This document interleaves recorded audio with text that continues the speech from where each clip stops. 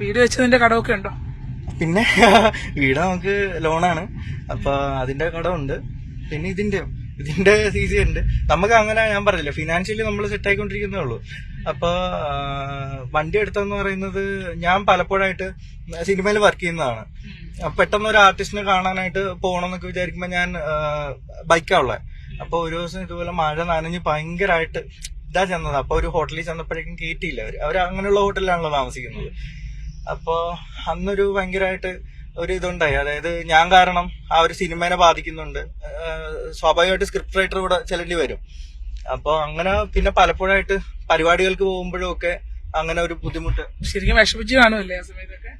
എനിക്ക് ഒരു ആർട്ടിസ്റ്റ് അതെനിക്ക് ഭയങ്കര ഒരു സങ്കടം ഉണ്ടാക്കിയാണ്. ഇതുപോലെ കഥ പറയാനായിട്ട് ചെന്നപ്പോ എന്നെ കയറ്റിയില്ല. നനഞ്ഞത് കൊണ്ടാണ്, എന്റെ മിസ്റ്റേക്ക് ആണ്. ഹോട്ടലിന്റെ പോളിസിയിൽ അങ്ങനെ കയറ്റത്തില്ലായിരിക്കും. നനഞ്ഞ് കയറ്റാൻ പാടില്ല, ബുദ്ധിമുട്ടാണ്. എവിടെ ചേരുന്നത് പറയണില്ല, ഹോട്ടലല്ലേ, അതൊരു അവർക്കൊരു എറണാകുളം വെച്ചിട്ടാണ്. അപ്പോ അങ്ങനെ ഒരു ഇത് വന്നപ്പോ ഞാൻ പറഞ്ഞില്ല, എന്റെ മിസ്റ്റേക്ക് ആണ്, അത് ഹോട്ടലിന്റെ അല്ല. നമ്മള് നനഞ്ഞു കുളിച്ച് അങ്ങ് ചെല്ലുമ്പോഴേക്കും ഇതല്ലല്ലോ. പിന്നെ ടൈം ബന്ധിതമായതുകൊണ്ട് തന്നെ എനിക്ക് പോകേണ്ടി വന്നു അങ്ങോട്ടേക്ക്.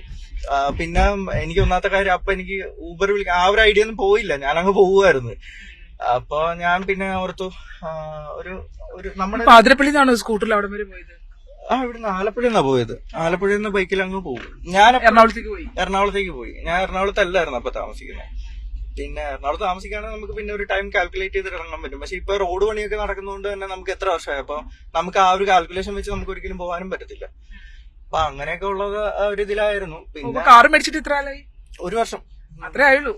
1 വർഷം കഴിഞ്ഞു. പുസ്തകത്തിന്റെ പൈസയൊക്കെ കിട്ടുന്നുണ്ടോ? പുസ്തകത്തിന്റെ പൈസ ഇല്ല, റോയൽറ്റി കുഴപ്പമില്ലാതെ കിട്ടുന്നുണ്ട്. എന്നാലും ഞാൻ പറഞ്ഞല്ലോ, നമുക്ക് അങ്ങനെ ഒരു ബേസും ഇല്ലാതിരുന്നല്ലേ. അതാ പറഞ്ഞത്, നമുക്ക് ഒരുപാട് കടവും കാര്യങ്ങളും ഒക്കെ ഉണ്ടായിരുന്നു. അപ്പൊ എനിക്ക് തന്നെ പബ്ലിഷിംഗ് കമ്പനി ഞാൻ രണ്ട് ബുക്ക് ഞാനാ ചെയ്തത്. അപ്പൊ അതിന്റെ ഒരുപാട് കടമുണ്ടായിരുന്നു. ഈ കാരണം ഈ ബുക്ക് എടുത്തിട്ട് പോകുമ്പോ നമുക്ക് പൈസ തരത്തില്ല ആൾക്കാർ. എനിക്ക് ഇപ്പോഴും കോട്ടയത്തുള്ള കുറെ സെല്ലേഴ്സ് ആൾക്കാരൊക്കെ എനിക്ക് 50,000 മുകളിൽ തരാനുള്ളതൊക്കെ ഉണ്ട്. 50,000 എന്ന് പറഞ്ഞാൽ ഞാൻ വിളിച്ച് മടുത്തു. അപ്പൊ അവരെന്തെങ്കിലും പറയാം, അവർക്ക് സുഖമില്ലാതിരിക്കുകയാണ്, അതാണ് ഇതാണ്. പക്ഷെ പുസ്തകമൊക്കെ വിറ്റും തീർത്തു അവര്. അപ്പൊ ഞാൻ പറയും, ചേട്ടാ ബുക്ക് വിറ്റിട്ടില്ലെങ്കിൽ അതങ്ങ്, അപ്പൊ പറയും ഇല്ല ഇതാണെന്ന് പറയും. അപ്പൊ എനിക്ക് അത്രയും കടം എനിക്ക് ഇവിടെ പ്രസ്സിലുണ്ടാവും കൊടുക്കാനായിട്ട്. അപ്പൊ എനിക്കിപ്പോ ഈ ബുക്കിൽ നിന്ന് കിട്ടുന്ന റോയൽറ്റിയില് ഈ പറയുന്ന കണക്ക് പ്രസ്സിൽ ആ കടമെല്ലാം തീർത്തു. പിന്നെ ഞാൻ പറഞ്ഞില്ല, എന്റെ ഏറ്റവും വലിയൊരു ആഗ്രഹമായിരുന്നു വീട്. അപ്പോ അങ്ങനെ ഒരു സാധിച്ചു. പിന്നെ കാറിന്റെ ഒരു കാര്യം എന്ന് പറയുന്നത്, എനിക്ക് എപ്പോഴും കാർ ഓടിക്കാനായിട്ട് എനിക്ക് എപ്പോഴും ഭയങ്കര ഒരു കോൺസെൻട്രേഷൻ വേണ്ട ഒരു കാര്യമാണിത്. എനിക്ക് ചില സമയം മൂഡ് സ്വിങ്സ് അല്ലെങ്കിൽ ഭയങ്കരമായിട്ട് ഡിപ്രസ്ഡ് ഒക്കെ ആകാനായിട്ട് തുടങ്ങുമ്പോൾ ഞാൻ വണ്ടി എടുത്തിട്ട് ഒരു ഡ്രൈവിന് പോകും. അപ്പൊ ഞാൻ വേറെ ഒരു കാര്യം ശ്രദ്ധിക്കത്തില്ല, ഞാൻ എപ്പോഴും ഫോക്കസ് ചെയ്യുന്ന ഡ്രൈവിംഗിലായിരിക്കും.